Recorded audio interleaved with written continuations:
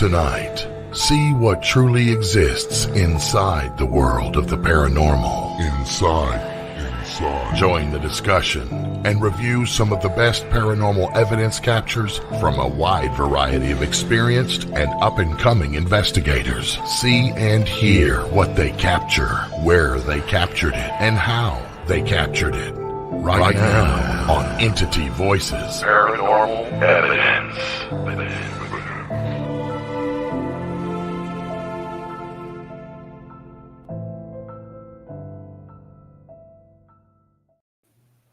Hello and welcome to Entity Voices Paranormal Evidence. I am Chris Allgood.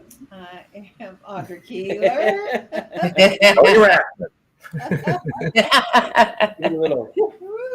I am Lourdes Gonzalez. And I am last and saying it differently than everybody else. I am Ron Yavakati. The good old days. The good old days. I'll never forget that. Trust me. Neither will we. Neither will we. Welcome to May, everybody. Gosh. Yeah, right. Oh, Who's all hot yet? it's already. What's it I like? know. You bragging or complaining? I don't know. What's it like where you guys are at? John Q. Public is back. Woo-hoo. I think I hit like 95 here today. Oh, wow. You look good for your age. Well, for everybody watching, I think I just shared the wrong crap. Oh, all right. Well, that's good. For crap sharing. That's called Paraunity. Stuff. What's the temp in Phoenix today, Tony? Like I said, I think it hit 95. Ooh, yummy. We hit 80? 82 today. How about you guys? Ron? I don't even know. What did we hit? Yeah, we 53? 58, maybe I don't know. 60. Oh, that's horrible. Something like that, but it's been raining. Yeah, Gloomy. it's raining on and off. But Gloomy. So 58 raining is not fun. I know. I lived in drought country too when I was in Southern California, so I don't frown upon rain as much. Paranormal Evidence. Yeah, that's true. Nothing like Grace Hop popping in out of nowhere. Yeah. Sorry, for the third week in a row, Chris effed up again. I didn't mute it before I popped it up. I want that to happen every time I find evidence on a location. Grace's voice just shows up out of nowhere. Paranormal evidence. So it's true. Again, Tony. Hey. Would a 4 out of 5 spirits prefer this show? Is that what he said? Yeah. Yeah, or other paranormal shows. So He's the awesome. public. That's John Q. Public. He's back. All right, we have a treat for you guys tonight. This is going to take a minute, but I want to get through all of the bio for Chris and Jenny because these two women are just phenomenal. Tonight we've got the Soul Sisters Paranormal. It's Kristy and Jenny Sumner. 2014, Kristy coupled her passion for travel history and the paranormal when she formed Soul Sisters Paranormal, an all-female team made up of Sumner, her 2 sisters, 2 friends, and as a team of 5 investigators, Soul Sisters Paranormal traveled to some of the most historic and reportedly haunted locations in the U.S. in an attempt to determine for themselves if spirit activity does exist and to highlight the rich history of each location, which is what we are all about. That's fantastic. They traveled to and investigated U.S. locations, including Trans Allegheny, the Lizzie Borden House, the Villisca Ax Murder House, St. Augustine Lighthouse, Brushy Mountain State Penitentiary. And in 2020, Soul Sisters Paranormal moved to a 2-investigator format with only Kristy and her twin sister, Dr. Jenny Sumner, conducting the paranormal investigations as a 2-person team. They have investigated the Attala County Jail, the Old Southern Funeral Home, Grand Old Lady Hotel in North Carolina, the Hamilton County Jail in Florida. Additionally, in 2021, Kristy and her friend Miranda Young co-founded a company named Historic Highways and Haunts, LLC, which is operated out of the historic and haunted historic Scott County Jail in Huntsville, Tennessee. Cool. Prior to forming Soul Sisters Paranormal, Kristy, who holds a PhD in public affairs with an emphasis on criminal justice, was a senior director for the Registered Traveler Company focused on biometric clearance for the traveling public. She was a senior consultant for the Biometric Credentialing Company and she was a college professor at Metro State College of Denver and the University of Central Florida. Jenny, who also holds her PhD in public affairs, is currently director at the University of Central Florida. I want everybody to say hello to these two amazing women right here. This is Kristy. Hello. And welcome, Jenny. Hey, everybody. Hey, everybody. Impressive, ladies. I had to read it because that is a phenomenal bio. And it's a mouthful, so thank you. I stumbled a few times, but I got through it. No, you did very well.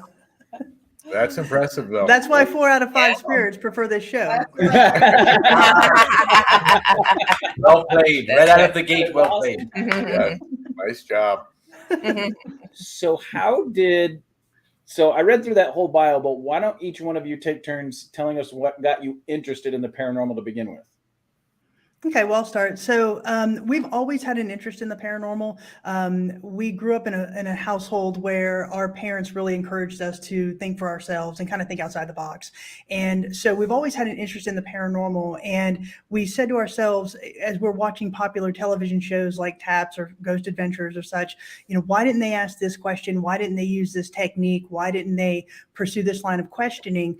And we said to ourselves, if we have ever had the opportunity to go on a paranormal investigation or to conduct one, that we would jump at that chance. And that really happened in 2013 when we went to the West Virginia State Penitentiary in Moundsville, West Virginia. And we had the opportunity to conduct a private investigation at that location. And after that, we were really just hooked, and we formed Soul Sisters. Nice. Very nice. Fantastic.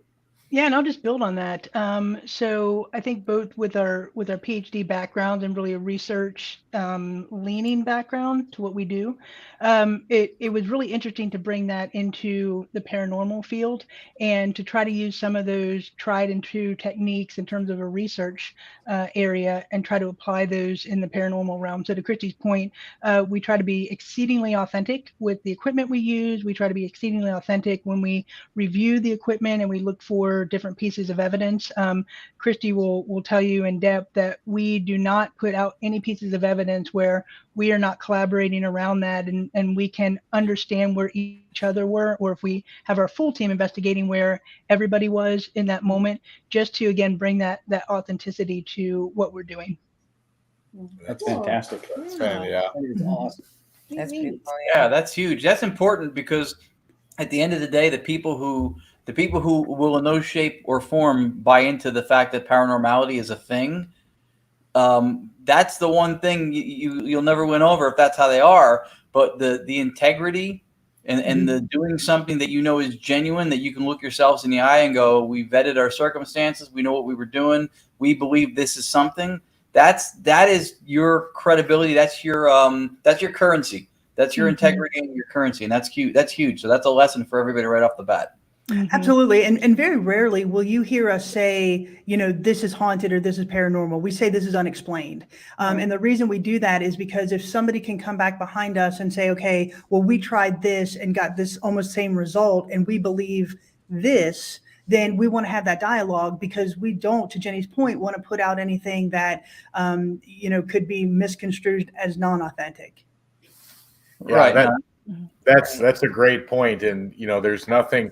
You can go years putting out stuff that you've made sure was 100% authentic and make one mistake, and that's devastating. So I applaud you both at making sure that what you're putting out is on that level, and that's fantastic to hear, because let's face it, we all know that stuff that gets thrown out there 1,000 times a day, people who have a background in it will look at it and go, no, but it helps when we've got people like you that will verify what they're sending out. So that's fantastic. Yeah, and we all make that mistake, and we all make it more than once a lot of times too. And I look at this the same way when we have movie critics or food critics. Someone else will go into where you go and get different results. It'll conflict what you have. It won't jive and fuse what you have. It does not in any way, shape, or form take away from what you have. Your experience and the fact that you guys do quality work that we all know you do, that's your leg to stand on. And what everybody else does either bolsters it or it differs from it. But even from a scientific perspective, nothing takes away from what you do, especially you guys, because you guys do quality work, and that stands for itself. Right. Well, thank you. Thank you. You know, Ron, I'll kind of echo that as well. I think when you're in this particular field and you're in an area that has some speculation around it, you know, not everybody's believers in what we do or how we do it. But I think having the emotional intelligence to have other experts in the field say, you know, we hear what you're hearing. However, we don't think that that's paranormal, or we can explain that away. To have the, I think the authenticity and the credibility to say, you know what, we agree with you in that moment. We're going to take it away. We're going to take it down. We're going to let you do that validation versus us. I think that's really important, and not to get so caught up in the ego part of it, where we can all learn and grow together. I think that's also important, and that lends a lot to the credibility and the authenticity to I think what we're all trying to do. Yeah, that by definition is open-mindedness. Absolutely. You know, and they have to remember too that other people who will come with different things, even if they say, you know, we don't hear this or whatever, it's very difficult to circumvent your bias. We all have a certain level of bias, and some people will just they're not going to be on board no matter what. But the thing that I love is that you do stuff, you know what you're doing, you try to vet it to the best of your ability. And that's, you know, for people, that's take it or leave it. You know, this is quality work. You get different results, and then you have a discussion, and you maybe compare why the results were different, you know, or, but that's open-mindedness. And that's another, you've taught two huge lessons, and you just started the show. So very nice. And Jenny pointed out a very good thing that we talk about all the time too. And there's so many things that you've got to do in an investigation to make sure that you can positively walk away and say, this is unexplained. And one of those things that I point out constantly to everybody is, you know where everybody was, you know what your surroundings is like, and you know what's going on around you. Situational awareness is huge in paranormal investigating. Oh, absolutely. And you know, you learn that right off the bat. I mean, for us, it was kind of one of those things that when you kind of use the research background that you have, you know, for us, we always wanted to make sure we had a timestamp of where everybody was. So that's why immediately on investigation number 2, we had body cameras. So we have a timestamp of where everybody is located. And then if we find something that we can't explain, we can go back and cross-reference and say, okay, where was Jenny? Where was Cara? Where's Michelle? And make sure it wasn't one of us causing that unexplained phenomena. So to your point, we very much are very conscious of that through every investigation. Very nice. That's fantastic. That is huge. Yeah, because who wants to fool themselves? I mean, you could present that to somebody else, you know, who wants to fool themselves. If you're in it for the right reasons, then you don't, you know. Yeah, absolutely. And that's another thing, you know, for us, the reason, since you brought it up, the reason that we're in this is really to have that that really tactile experience with these historical locations. You know, we get to do things that not a lot of people get to do. We've stayed the night in the Brushy Mountain State Penitentiary, in the St. Augustine Lighthouse, and the Lizzie Borden House, and we get to experience that firsthand. And what we really want to do is present that historical narrative to our audience, and then say, okay, now that we've done that, let's see if we can couple that with any unexplained phenomena at these locations. And so even if we go to a location and we don't find anything that we find unexplainable, we're still going to put out that video and just give the historical context behind that location, because that is what really drives Soul Sisters. Right. That's awesome. Right. Yeah. Super fantastic. You know, and having that dual purpose is just fantastic. And because we all know that, you know, stuff doesn't occur every time at every location. I mean, you do have nights where nothing happens, but to have that secondary backup and interest in the history and how everything that happened and occurred in that building, to be able to have that as your sole presence of what's happening. If something does happen from a paranormal standpoint, fantastic. But if it doesn't, you're delivering a message of history, and I think that's great. I think that's absolutely great. And correlative data too. You get stuff that ties to the history that you're already becoming versed in. That's fantastic. That's an important vertical with what we do, especially with locations like you're doing, like the prison you're in now. When they have a history, you know, to speak to the possibility of what's called a haunting, you know, those facts and figures, those are important things to be familiar with, because you come across something, you go, wait a minute, and then you're, like you said, you're cross-referencing. That's really cool. Yeah. And a lot of places, I mean, the buildings do speak to you. I mean, you can talk to Miranda, my business partner, and there are so many things that we've learned about this building and about the stories surrounding this building because of our spirits. We have two very distinct stories that we can tell that we knew nothing about them, but yet we had a paranormal team come in and they got two very distinctive responses, and we were able to cross-reference those with history, and that actually happened. Wow. And so that is fascinating, and I can tell that story in a little bit, but that is fascinating in and of itself. And you know, when we went to the Lizzie Borden House, I'm not sure we have this piece of evidence to share with you tonight, but when we went to the Lizzie Borden House, Jenny and Cara were sitting in the parlor where Andrew Borden was killed, and they were just talking, just a normal off-the-cuff conversation. And Jenny mentioned that, you know, the Villisca Ax Murder House was interesting, but so was the Lizzie Borden House. And Cara said, well, either way, it'd be a horrible way to die. And we captured a man's voice saying it was. And so that right there is Wow. cross-referencing with the history, and that is just fascinating for what we do. You guys want to hear it? Yeah. Oh, did I send you that one? Yeah. Oh, great. Ah, That's Nice perfect. setup, Kristy. Nice Go setup. me. Nice segue. we don't call him all good for nothing. Not a little good. He's all good. You're itching for that 5, I'm telling you. Yeah. 5 out of 5 spirits. Yeah. 4 out of 5, my ass. We want all 5 of them. All right, let's listen to that one. It's a great EVP. Here we go. This is our second Ax Murder House. Right. Villisca, we had some good stuff. That just seems like a horrible way to go. Yeah. This is our second Ax Murder House. Right. Villisca, we had some good stuff. That just seems like a horrible way to go. Yeah.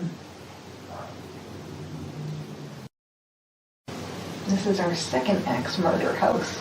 Right. Villisca, we had some good stuff. That just seems like a horrible way to go. Yeah.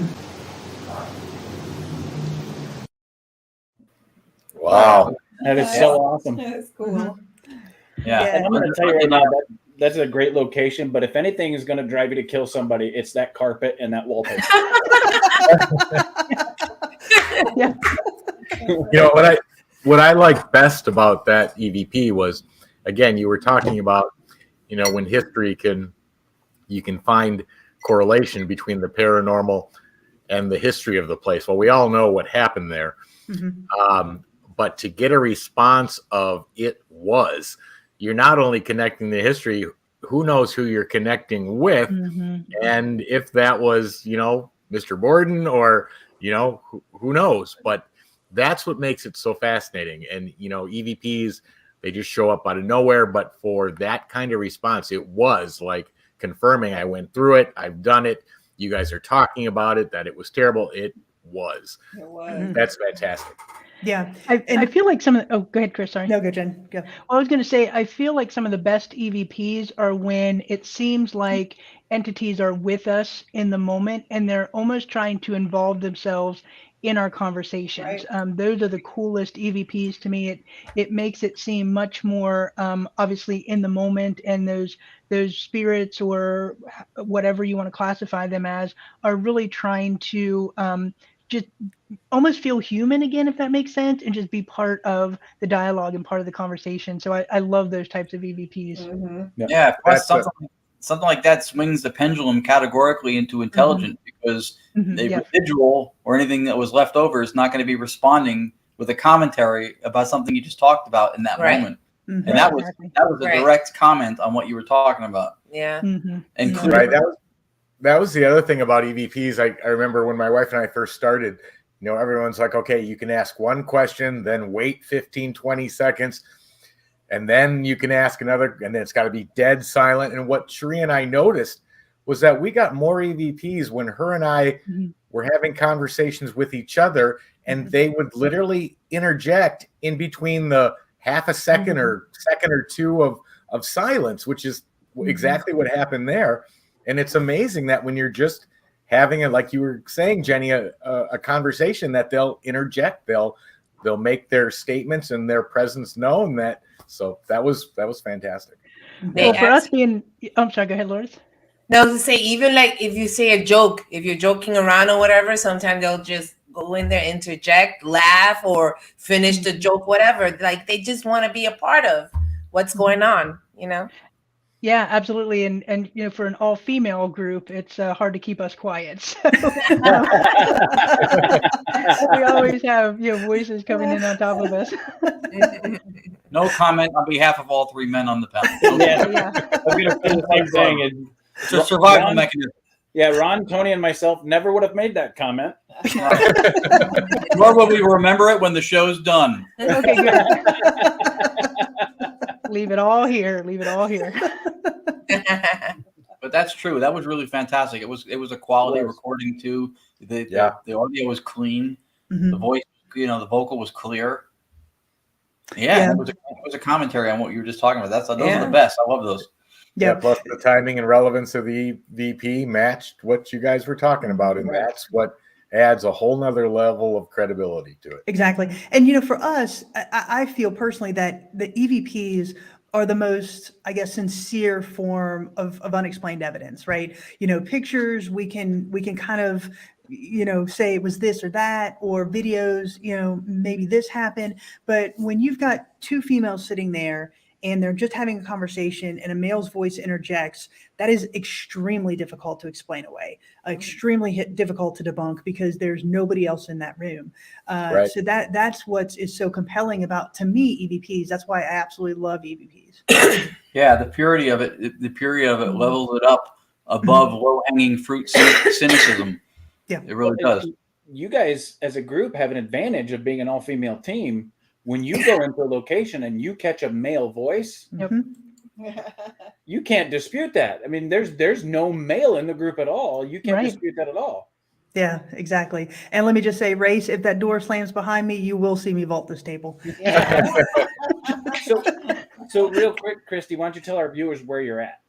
Currently, I am sitting in the historic Scott County Jail in Huntsville, Tennessee. This is the jail that my business partner, Miranda Young from Ghost Biker Explorations, she and I opened a museum last September here inside the jail. The jail was built in 1904. It was in operation until 2008, after which it sat vacant until last year when Miranda and I came in and put in a very robust museum, really focusing on crime and punishment as well as law enforcement appreciation.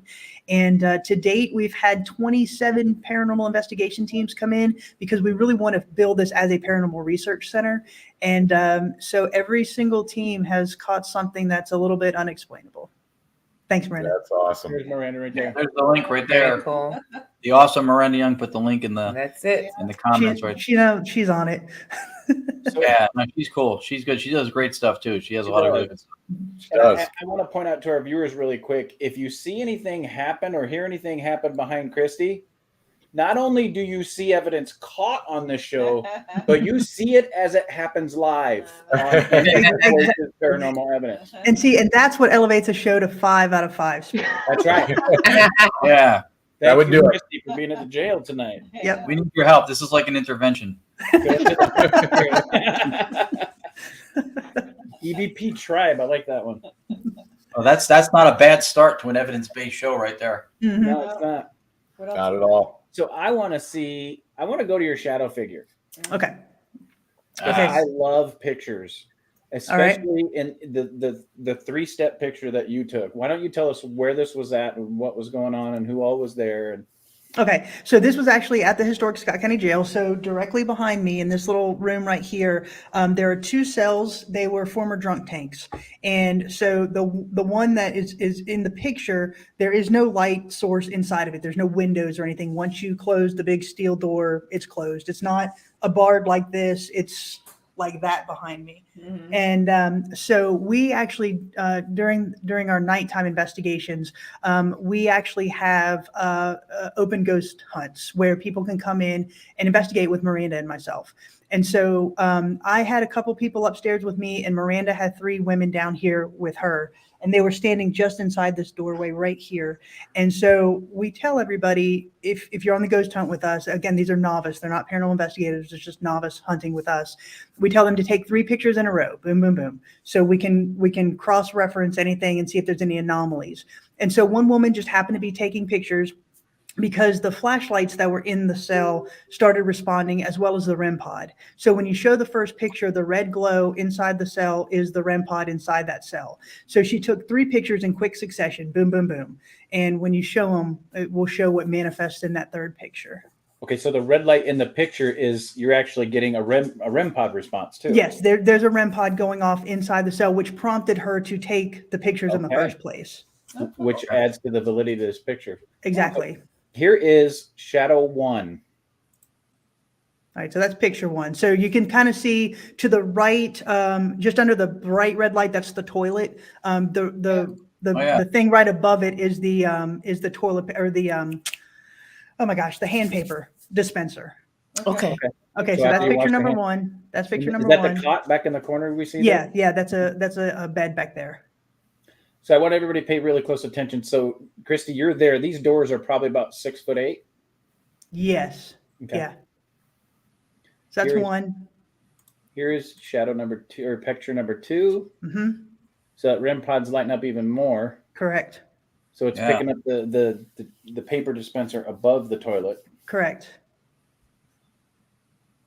And All right, then everybody. here's number Grace, 3. get some chicken skin going here. That's number 3. Oh, shoot. Wow. So we do believe that is the shadow figure. He was just there for that instance when the picture was taken. And we have no explanation for this. The woman was sitting there on the floor, as well as the other women who were with Miranda. Miranda is sitting there as well. And so we've seen this shadow figure running around here. We do believe he's the spirit of Sheriff R.D. Ellis, who was killed right outside the front door in 1925. To us, it kind of looks like a man just kind of with a cloak, kind of with his head down. Yeah, lurched over. Kind of looking into the cell. Right. Yep. And so, to us, it's a very interesting piece of evidence. We've tried to debunk it numerous times, and we just can't get it to happen. So for everybody watching this is a large man, Mhm. and in the portion of his head that you're seeing is actually see-through. Yeah. Mhm. Yeah, it's a little bit opaque. Yeah, and he looks like he's lurched over. And your description of leaning into the cell, that description matches the posture of whatever that is standing there. And he's completely blocked where the REM pod was. You can see the light behind it, not really going through it, though it's diffused through the head, what Chris was saying. Mhm. And the toilet's It's gone. Gone. Yeah. Yeah. The toilet and the towel dispenser is completely blocked. So that's gives additional credibility to that photograph. So and also let me teach you something about people that tend to hunch when they walk. Somebody that tends to hunch when they walk loses approximately 3 to 4.5, 5 inches of their actual physical height, because they actually bend their neck down and they slouch their shoulders. Their shoulders will slouch about 1 inch to 1.5 inches, but their neck will actually bend about 2.5 inches. So this figure is actually about 6'4". Yeah, and indications are Richard Ellis was about 6'3". He was a very, very tall man. There you go. That's more than coincidence then. Yeah. And there you go. So in the beginning of the show, in the very beginning, talking about corroborating evidence, right? In the history, having something that's correlative, and then boom, she just did it right there. That's a very tall individual that is lurched over in a doorway. That's what it looks like, posture-wise. That's what it looks like. And that location has definitely become the most active location in this jail. In next week, we will be releasing a EVP that a team captured while they were here. Vicki Norris supplied that EVP to us when her team was here. And it's interesting because that is our only working bathroom. And so she was in there that night, and she did not turn off her voice recorder when she went into the restroom. She was obviously by herself, and she captured an extremely good EVP inside that restroom. So we'll be sharing that as well. It's just a great location. And it's like I said, every place in this jail has something going on. I like to say it's a little footprint, but a big paranormal punch. That's fantastic. That's fair to say after that picture. Yeah. And to reiterate what Kristy and Jenny do is that the focus on the history not only corroborates your evidence, it not only does it justify and corroborate your what? He looks like the guy from Despicable Me. He does. Show the picture. Show the picture. You know why? Because the shoulders, since he's hunched, because he's so the big. shoulders, yeah. Yeah. I thought that too. Grew. Yep. Yeah. There he is. All I Great. can picture when Without I the saw scar. him. Yeah, without the scar. Yeah, We're haunted by Pixar. Great. Aren't we all? Exactly. all right, it looked like That's to all me. right. But I don't know about anybody else, but I'm definitely sitting up straighter now. Let's talk about posture. And he's like, I just gained 3 to 4 inches. I did. That's really cool. That's a great To picture. finish the point, the best part about it is, and I think this is where a lot of investigators lose it. They get so caught up in the hunt. It's the history of the locations that we do is the most fascinating portion of it to us. Mhm. You know, it's we love the history. We want to learn all about it before we even go in, and it's not so we conduct a better ghost hunt. It's because it's so fascinating. History is just phenomenal, and it's so exciting to me to know that you guys promote that portion of it before the paranormal portion of it. Oh yeah, absolutely. And in doing that, we learn so much for ourselves, right? I mean, when you really think about the Lizzie Borden house, if you just really don't delve into it and just kind of think, oh, Lizzie Borden, yeah, I know the I know the little poetry rhyme and all of that, but not much past that. I mean, it's interesting to think that she was 32 when the murders happened. I thought she was younger. The fact that after the murders occurred and she was found innocent, she never left the town of Fall Rivers, Massachusetts, right? She lived until the age of 67. She died in 1927. And it was just a fascinating historical lesson to learn, just that story. And like I said, we get to go and be in these places and touch these walls and touch these doorknobs and just be immersed in it. And to your point, Chris, it's just something that we absolutely adore. Yeah, it's fantastic. Yeah, and you know what? The other upside, and this is something to be you guys should be applauded for. And correct me if I'm wrong, but when you were telling us earlier, that location was doing absolutely zilch before you took it over and made it into a museum and research center. There's a good chance, and correct me again if I'm wrong, there's a good chance that place would have been dilapidated. It may have just been lost to history, but you've preserved it, and now you're opening it up to other people. I mean, that is one of the highest purposes you can have if you do paranormal investigating, is you're preserving history. You're not just investigating it. Absolutely. So Miranda and I were very, very conscious of the fact that that's what we wanted to do. And that's was our mindset going in. Obviously when we decided we wanted to open a paranormal research center, we hoped that there was spirit activity in here. But even if there wasn't, we were going to continue with this museum because it is an amazing piece of history to us. And to your point, you're right. It did set from 2008 until 2017. They did get a tourism grant to do some repainting and put in new windows. But from 2017 until last year, it sat vacant again. And so, we're the first people to really come in here and kind of make it what it is today. Nice. That's awesome. Yeah. Very nice. It would not. I would go out on a limb without even knowing and say that it would not be thriving at the level it is, even if you don't think it's where it needs to be, if you weren't doing what you're doing. So that's really cool. I'd concur with that. That's really cool. Keep up the good work. Yeah. Yes, Well, thanks. very much so. So you actually have an EVP from the gift shop from there, right? Yeah, Jenny, what were you going to say? Sorry. Oh, no, go ahead. That's fine. Let's play the EVP. You sure? Are you sure, Jen? Yeah, that's fine. Okay. So I'll set this up quickly. So as I said before, we have paranormal investigation teams come in and investigate the jail. They get the jail from 8:00 at night until 3 a.m. And so one of the very first paranormal investigation teams came in, and one of us is always on site just for security reasons and per our lease agreement. So somebody is always here on site, but we're in this room right here, which is our gift shop. We're out of sight. We're not going to interfere with the investigation. Anyway, the team came in, they had a great investigation, and then they left. So it's about 3 a.m, and Miranda is in this jail by herself, and she's coming from the gift shop to our office over here. And as she's crossing this threshold right here behind me, she hears a man humming. And the man hums for about 3 seconds, clears its throat, and then starts humming again. And so for a total of about 6 seconds. Wow. And so when she walks into our gift shop, we have a security camera in there. So when she walks into the gift shop, you can see that she's a little nervous, right? Even though Miranda doesn't get very nervous, you can see she's a little startled. And as she walks in, we captured 2 voices, and you'll hear what the voices say here. But again, she's the only person inside this building. Oh, all right. Here we go.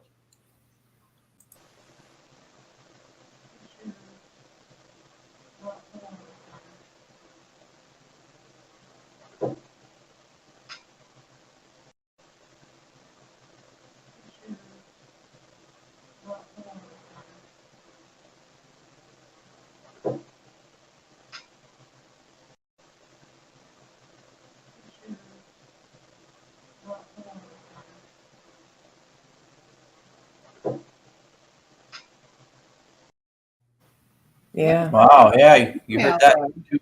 Two voices. Mm-hmm.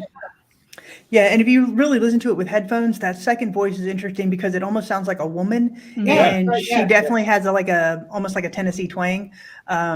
And so that was very interesting to us because this jail did house both men and women. So both types of inmates were here, Wow. and we do have reports of women dying here as well. So to us, it was sort of like when she heard the humming, she wasn't supposed to hear it. And so when she went back in, the one voice said, well, there she is. And the other one said, not so loud next time, like stop humming so loudly. Right.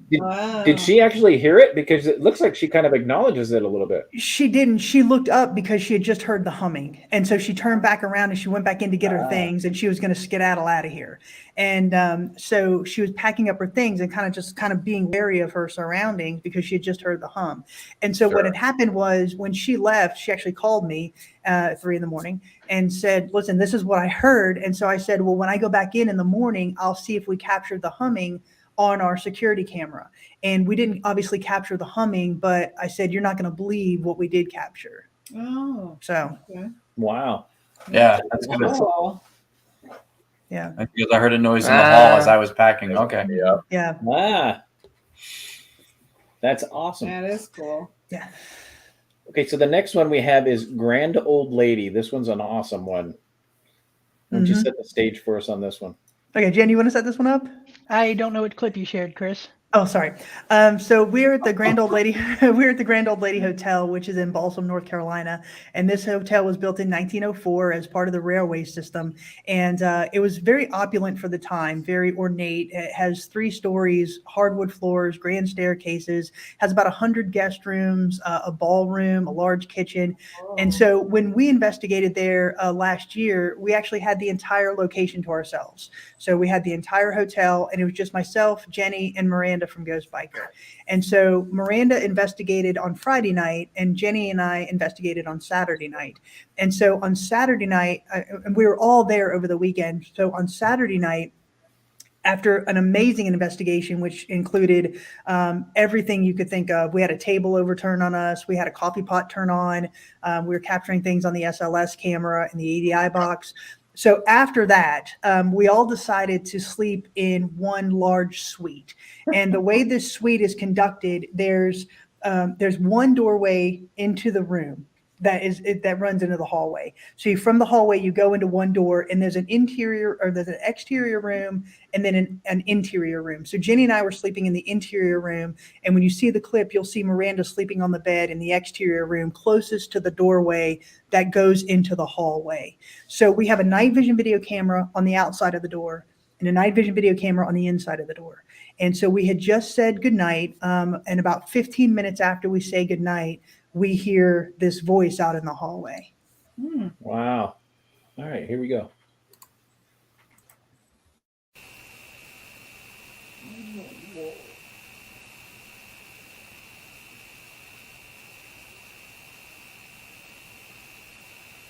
Did y'all hear that? Yep.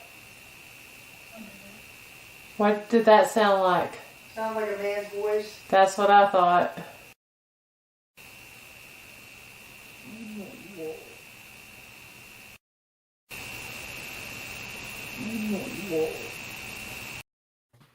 Wow. Wow.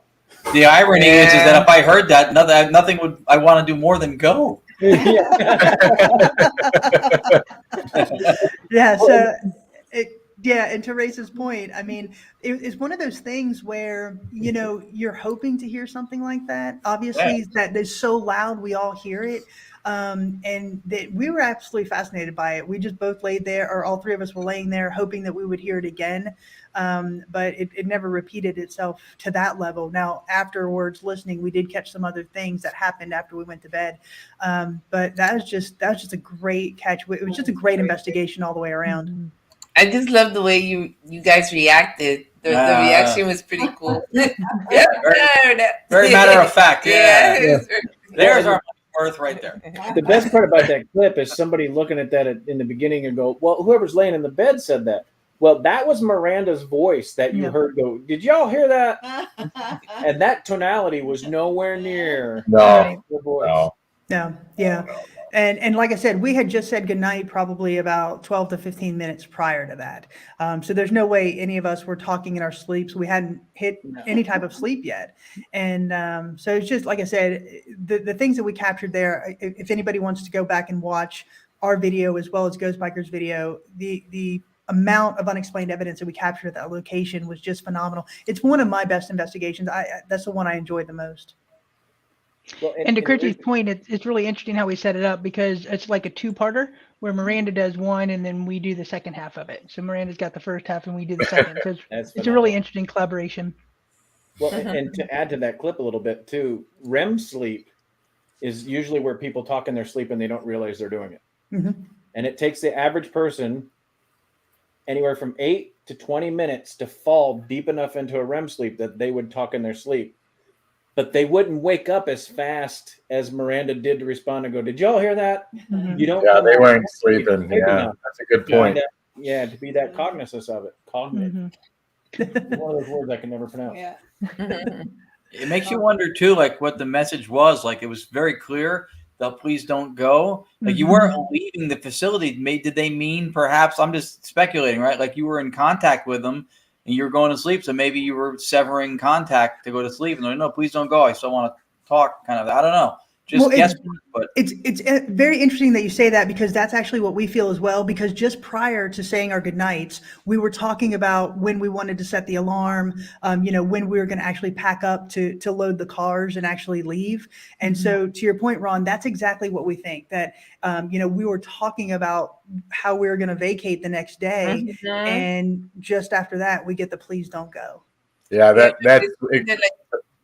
Go ahead, Lourdes. No, go ahead. You go. No, I was just going to say that's exactly what I was going to ask was were they planning on leaving the next morning? Because that's the association I made as well. Mm-hmm. Yeah, it sounds like they was like suffering. Like they really enjoyed your company and they were like, oh, come on, please don't go. It had a lot of emotion. Yep. It had a lot of emotion. She nailed it. The suffering, Yeah. you hear it in the tone. You can hear it. Yeah. And that's go ahead. Sorry, go ahead. And that's really how we like to investigate, right? When Jenny and I go into a location and Miranda as well, we're not provoking. We're not, bringing in our ego or showing bravado. We're going in with a very respectful mentality because this is their home, right? So this is how we like to investigate is to really go in, sit down, have a conversation and see if we can get a response from that. And I think, from what we've been doing over the years, that approach seems to really work. Those are great standards to hold just within the community with the living. Sure. So that's a really good lesson to we've taught. So this is like a paranormal 101 episode. This is like people should be, if you're not taking notes, just take notes. Well, unfortunately, the living aren't always as polite as the spirits are. Mm-hmm. Well, the other way with how we investigate and how we just operate as a group is the amount of locations, the amount of opportunities is infinite. And so if we go into a location and we catch one thing, we're going to be happy for the next group to come behind us and catch something, right? We're not here to say, oh, we caught this thing and now we're the pinnacle of paranormal investigation. We want everybody to have that same either historical experience or paranormal experience. We want the next group behind us to come in and have a wonderful time at the location that we just left. And so we're not here to Kristy's word, we're not here to be bravado or egotistical around anything that we do. We are just happy to have a good time in the historical locations. We grew up loving history. Our grandfather, our dad were history buffs, and so we grew up just really ingesting historical facts and figures and places, and having that tactile response to a location is fun for us. It's fascinating for us. But we want everybody to have that same experience. So we're hopeful that folk come right behind us and capture maybe something better.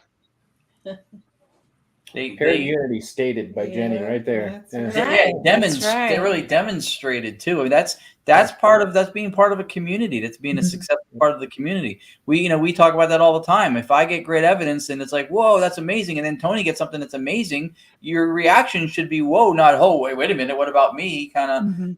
Right. And that's we have our issues as humans, that we have to cope with. Everybody has, to keep ego in check and all that stuff. But to have that as something in the forefront of your process that you do, and to be cognizant of people who come after you.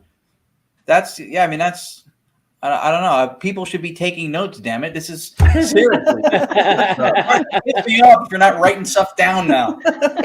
One of the other things that I really liked about that last clip was, and I know this is what drew us to when we first started to EVPs, was that there's so much information embedded in that EVP. Oh yeah. You can have a sensor that detects motion and your light beeps, or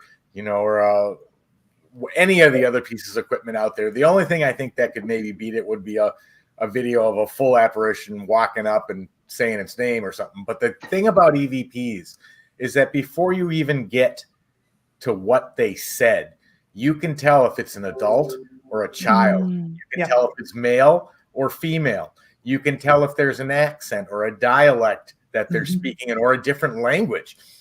And that one was a perfect example. You can tell emotional state. Yeah. And all of that information comes in even before whatever the response was. So that's what's so fascinating to us about EVPs, is because they give you just this boatload of information on top of what was actually said. And it was audible in the moment. Somebody heard it in the moment, and that's freaking awesome. When and that it happens, came out of where? It was so loud. Exactly. That was awesome. That is so cool. So yeah, we highly encourage that to watch that one. Yeah, so do we now. Awesome. Yeah, thanks, Miranda. Likewise. That's cool.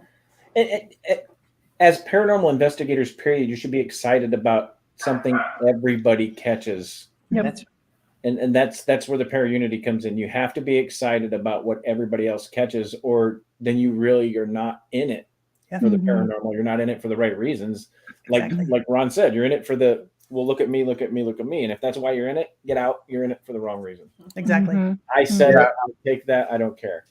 Well, we've talked about this on other shows too, and I remember Ron bringing up this point, but is that every time a group or an investigation team goes out and they capture something, it may be their own, it may be from a completely different location, but there's a lot of similarities that connect about how they speak, how long it lasts. All of those captures from amongst paranormal groups across the world is what puts those pieces together and connects them, because you can't make paranormal activity happen. It happens when it wants to happen. So it is that range of everybody working together that is the only way that a picture will be painted that we can all move forward. Perfectly put. Perfectly put. Yeah. I make that argument. I make that argument in favor of paranormal researchers, especially folks like yourselves who do such buttoned down, really solid work. Is theoretically in science there's definitions, there's theories and hypotheses that are fluid like definition. And what Tony was speaking to is if you look at the data that different teams and different genders and backgrounds and the data of the characteristics of audio and visual and the phenomena that we capture, those characteristics are identical no matter where the people are. And when you have consistency of data, you have reliability of data. And I think that's even more than the scientific field has with it. And you guys are part of the reason that happens. So that's really cool. Well, thank you for that. And, just to kind of build on that a little bit, it's fascinating because this is the one field where, you can come into the historic Scott County Jail and then Tony can come in and Chris and Audra can come in and you're all going to get something, but it's not going to be the same, right? It's going to be different. It is the one field where it's truly unique. You may get both, all get EVPs, but, when you go to the Grand Old Lady, you'll probably never get the Please Don't Go in the way that we captured it. Right. And so that is another thing that makes it so fascinating to me, because we're always learning and hearing, and to Tony's point, building that greater picture. Yeah. Absolutely. Sorry to interrupt, guys. Just want to give everybody a quick heads up. In about 7 minutes, UNX is going to be switching over to the next programming. But if you want to stick around, we've got 3 more EVPs to go through, and we're going to finish talking with Kristy and Jenny on YouTube and Facebook Live. We'll continue to go on, but UNX will switch over about 9:57 if you want to stick with us. And you want to stick with us, this is some great stuff. Of course you do. Yeah. And grab a pen. Yeah, grab it. Take You've notes. already had it by now. Take notes. All right. So your next piece of evidence: Ma Barker spirit box. Okay. Sold. Play it. All right, you want me to set it up first? Yeah. Okay, so we were in the Ma Barker house. We were the first team to actually investigate this location, and this was the site of the 1935 shootout between Ma and Fred Barker, 2 members of the Barker Carpus gang, and 12 members of the FBI. And so this happened on January 16th, 1935, and it culminated with Ma and Fred being killed inside this house. And so, as I said before, Jenny and I were the first team allowed to investigate here. And what we wanted to do was actually investigate on the anniversary of the shootout. And so on January 16th, or on January 5th, the night of January 15th, we put all of our stationary equipment in and we left it run throughout the night alone. We locked up, we left the house. We had pre-recorded questions on a voice recorder and we let those play for about 30 minutes. But otherwise we were gone because we wanted to see what the house would do when it rolled around to the anniversary shootout of the shootout. So then 2 days after that, Jenny and I went in. We were the only 2 people in the house, and we conducted a spirit box session in the room where Ma and Fred's body were found. And so when Ma and Fred rented the house, they rented it under the name of TC Blackbird. That was their alias. And Ma went by, her name was Kate, but she went by Ma with the Barker gang. And so when you listen to this clip, we hear a reference to Kate and we hear a reference to Blackburn, which, astronomically would not be possible on the spirit box. So we'll take a listen to that. All right, here we go. Ma Barker, are you with us?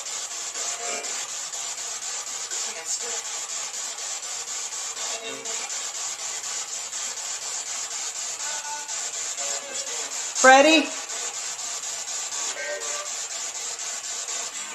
If you're with us, can you say the name Arizona?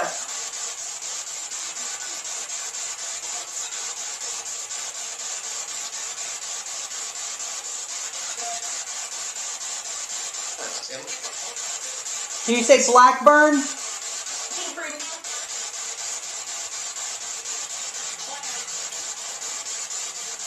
Thank you. What happened in this room? I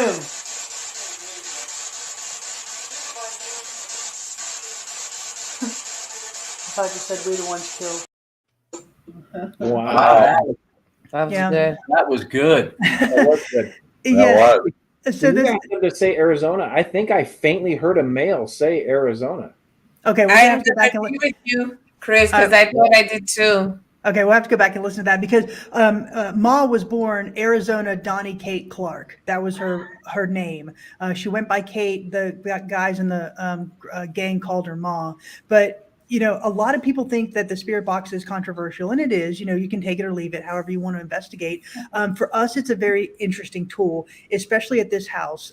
This house sits on 40 acres. There is no power to the house. There is no water to the house. You need a 4-wheel drive vehicle to get back to it through the Florida sand. So we had complete control of this environment. And the fact that we're getting Blackburn and Fred and Kate and full phrases on the spirit box. This thing is going an 1/8 of a second. It's switching through frequencies, yet we're getting a full phrase coming through.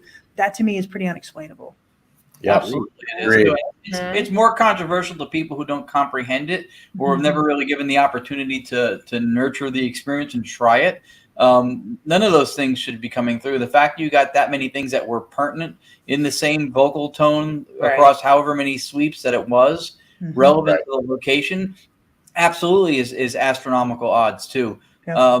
I also love the idea that you did the tape recorder running without anybody in there, because one of the cynicisms of what we do, and it really is not, in my opinion, enough evidence to support it, but there's the psychical research side of it that will say that it's super science. It's the telepathic imprint of what whatever. But there have been experiments that they had done with nobody in the room, with one tape recorder playing random questions recorded by 30 different people who didn't even know what the test was, recorded onto another recorder to take super psi out of the equation. You did that. Yep. You That's did exactly that what thing. So there is no influence of the operator or the individual there through bias, telepathy, or anything else. That's pure. And that's brilliant. Love Yeah. that. That's brilliant. Well, thank you. Yeah, I appreciate that. It's, Jenny and I really do like to come up with different techniques like that. Our trigger items, are something that we sit down and we look at the location that we're going to, and we want to come up with interesting trigger items that could be a little bit different or get a different response. For example, we investigated at the West Virginia State Penitentiary, and one of the spirits that's reported to live there is Red Snyder. He was a murderer. He killed members of his family. He was in solitary confinement, really bad guy, leader of the Aryan Brotherhood. And so when he was in prison, he had two vices. The first one was tobacco, and the second was watching Days of Our Lives. And so every day they'd wheel a television set in front of his cell, let him watch Days of Our Lives, and then take it away. And so what we did is we downloaded an episode of Days of Our Lives onto the laptop, and we let it run in his cell and said, this is for you. We know this is what you liked. Here's an episode you may have missed. Watch it. We're going to go somewhere else. And we left it run for a couple hours. We came back and we had an amazing K2 session and captured some great EVPs. So we really try to think outside the box with that as Soul Sisters. That's really kind of what we try to do. That's Clearly. awesome. Yeah. That is cool. That's really cool. That was All a right, good the step. next one we have is Post Town EVP. Yes. So this was Post Town Elementary. This is the video that we just dropped last week. You can watch the entire investigation video. And this was a video or investigation that we did with Miranda from Ghost Biker, as well as Sarah Jane from Paranormally Blonde, who is right in front of you guys, I think. Oh, wow. And so she was with us on that investigation. And so we were capturing very cool things throughout the night. And on this particular clip, we have a voice recorder sitting stationary in an upstairs doll room. And we had just started. And so the doll room is on the far end of the building, and the stairs are in the middle of the building, if you look at the pictures. And as we're coming up the stairs, Sarah says something to the effect of, "I'm coming upstairs, don't jump and spook me or scare me." And as she's saying that, the voice recorder down the hall in the doll room is picking up this EVP that is obviously not one of us. Wow. All right, here we go. Let's take a listen.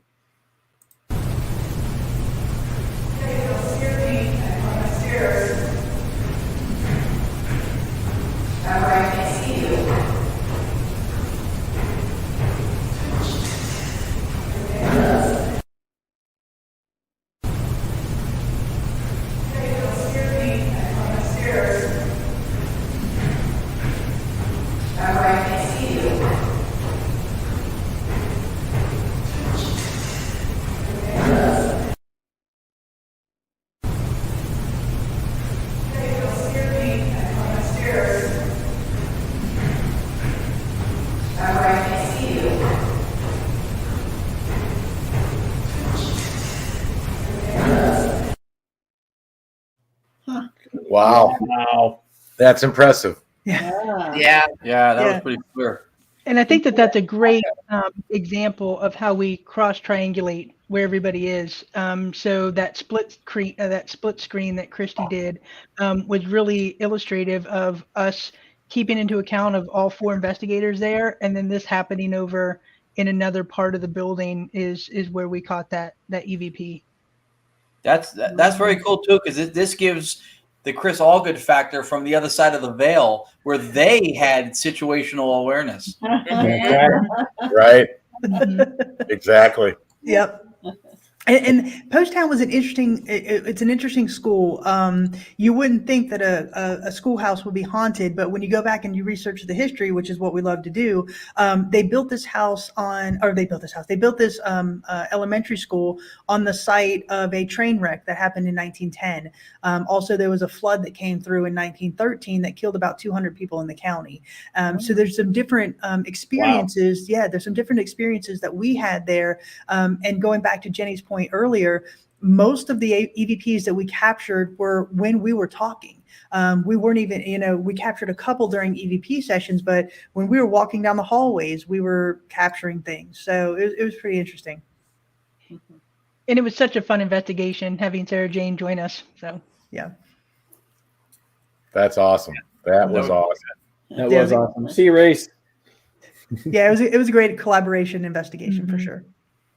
Nice. That is awesome. Yeah, that's what makes any investigation twice as much fun is when you can connect with friends, other investigators, and just have a great time and get great evidence. That there's, it's always great to come back with some fantastic piece of evidence, but I've been on investigations that have just been a ton of fun because of who you're interacting with. And that's, yeah. So when y'all want to collaborate with us, just let us know. Yeah. You got it. We're in. We're ready.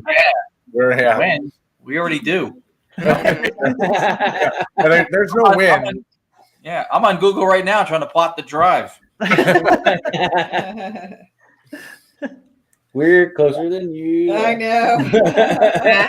Well, it doesn't have to be here. We'll meet in the middle somewhere. Everybody just, we'll find a location and do it because I think that'd be a lot of fun. That would Yeah. be, that really would be. You guys would be incredibly fun to work with too. Yeah. You would have a good time, and you would know that you got stuff that was paranormal if you got stuff. Well put, Ron. Well put.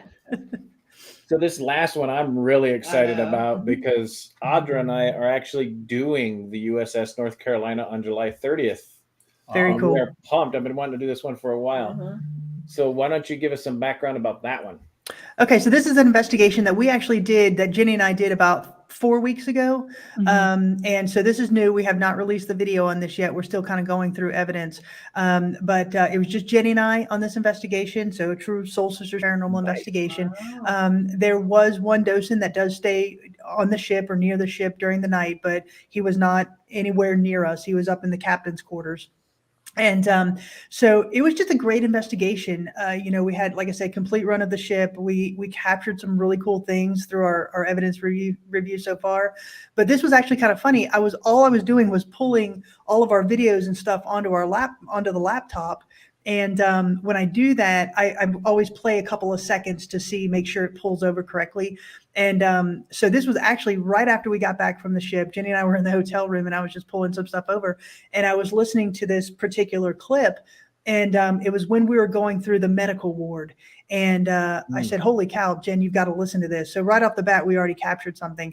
But we're in the medical ward. And this EVP is interesting because just adjacent to where we were was the operating room, right? And they have pictures and displays about, injuries that they treated during the war, because the USS North Carolina was one of the most decorated battleships of World War II. So it actually sustained a torpedo hit. It got patched up and got back into action. So it's a very highly decorated ship, but this EVP is pretty interesting, and it's the first time anybody's heard it. Oh, Yeah. Awesome. thank you for that. This is awesome. And to add to that a little bit, the nickname for the USS North Carolina was the Terror of Japan. It was actually called the Showboat as well. Yeah. Yeah. There you go. So Here we go. Let's take a listen. Do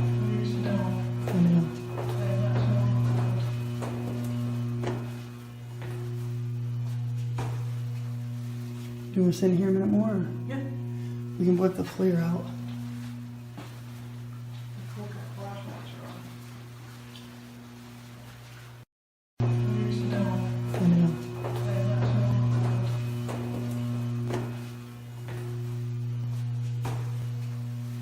Do you want to sit in here a minute more? Yeah.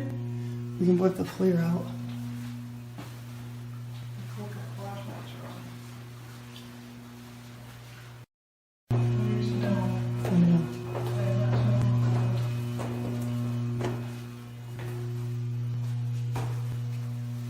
Do you want to sit in here a minute more? Yeah. We can whip the FLIR out.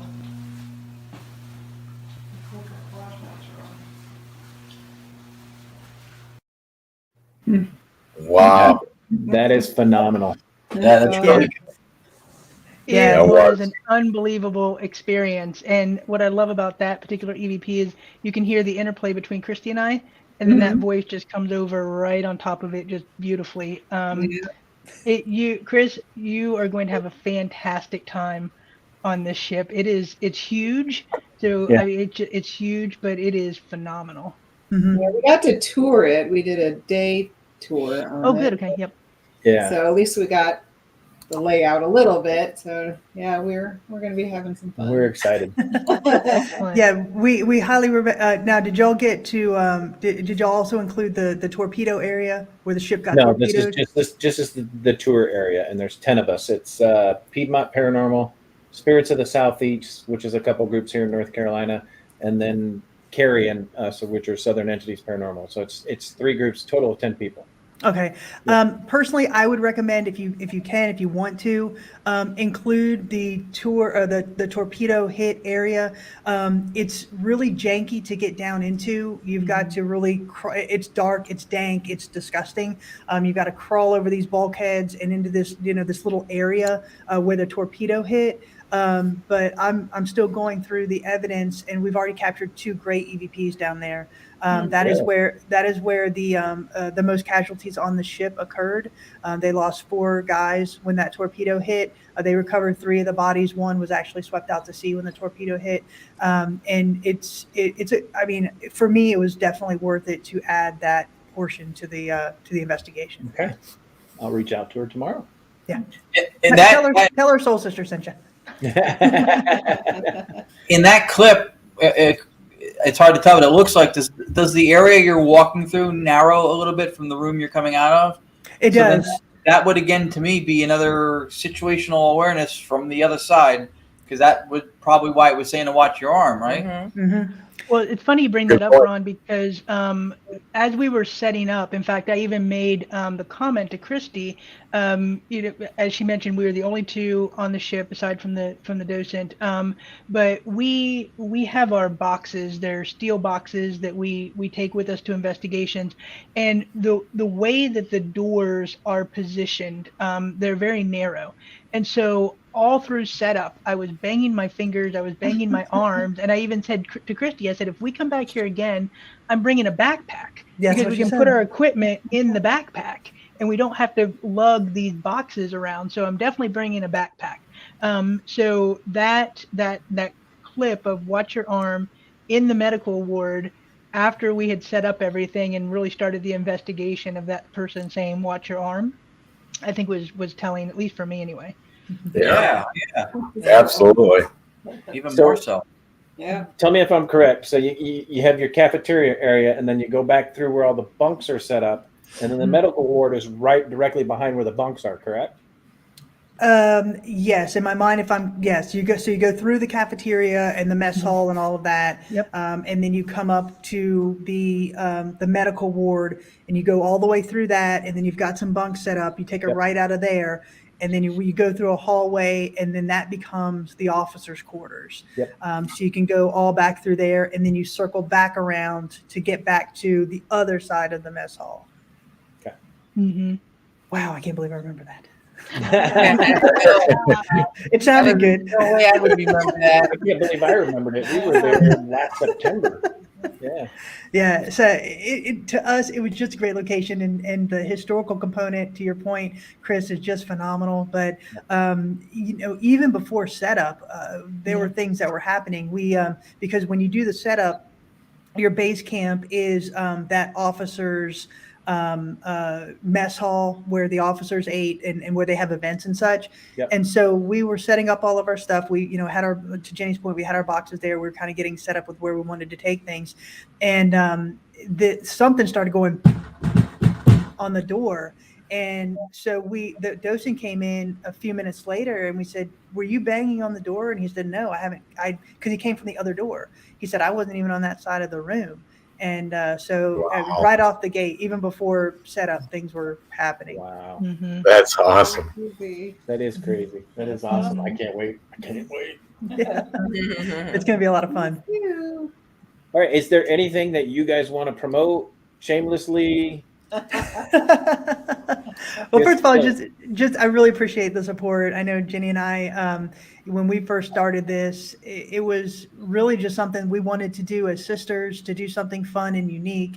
And, the response that we have gotten from the paranormal community about what we do has just been overwhelming. So thank you so much for your support on that. Mm-hmm. And everybody in the chat room, again, thank you guys for joining us tonight. And if you want to see Soul Sisters Paranormal, the website is www.soulsistersparanormal.com. We're also very active on Facebook under Soul Sisters Paranormal. We're also on Instagram and YouTube under Soul Sisters Paranormal.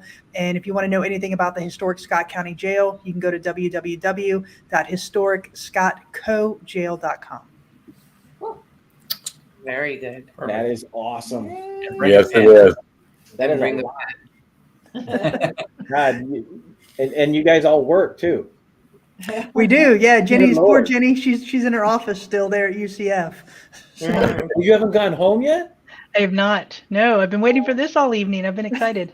Wow. Yeah. Dedication. That's That is cool. dedication right there. Yes, Yeah, it is. I'll give a shameless plug because I'm really proud of my sister. She just received a big award. She was the distinguished alumni for the College of Central Florida. So she just got that last weekend. Nice. Congratulations. Nice. Thank you. Good job. Yeah. You guys are making us all feel like underachievers. Yeah. That's correlative. That's correlative to the type of work you do in the paranormal, because how you do anything is how you do everything. Amen. Thank you. Thank you. Thank you. And, you know, kind of building on that, Ron, I'll just say, you know, it's interesting for me because I am an active researcher, faculty member, administrator at a large institution. And so to be in the paranormal field in that particular area of my life, it's really interesting, right? To juxtapose those two different beings, if you will. And so that's, I think, another reason that Kristy and I are so big on the credibility piece of it, because I need credibility in the world that I'm in, and so to not have that and not be authentic, I think would be a disservice to what I do in my professional life. So that's why I'm Kristy and I are both so cognizant of being as unbiased as we can, being as research oriented as we can. But I have to happily say that everybody that I have told of what I do from the paranormal side in my university life has been exceedingly supportive. I've not had any, you know, you're a wackadoo type of a feel at all. So that, you know, that in and of itself, I think is a win as well. Yes, That's awesome. that's awesome. Yeah. Yes. Well, it has been an ultimate pleasure having the two of you on here. You are phenomenal ladies with a phenomenal background, Well, thank doing you. phenomenal things, not only in your personal life, but also in your professional life. It has just been a true honor having you guys on. And we thank you guys for being here. We really do. Absolutely. Thank you guys for having us. And I'm serious. Let's get a collaboration investigation going. Yeah, Let's do it. Absolutely. Let's do it. We have to. Gotta do this. Yeah. I agree. I- So for everybody that tuned in tonight, thank you for watching. Again, if it wasn't for you, we would just be talking to us, which would still we be do, fun, but- but it's even more fun having you guys enjoy it with us. And if you want to catch evidence like the Soul Sisters, you got to be high achievers. You got to have soul, and you got to stay haunted. Have a good night, guys. We'll see you next week. Good night, everybody. Good night.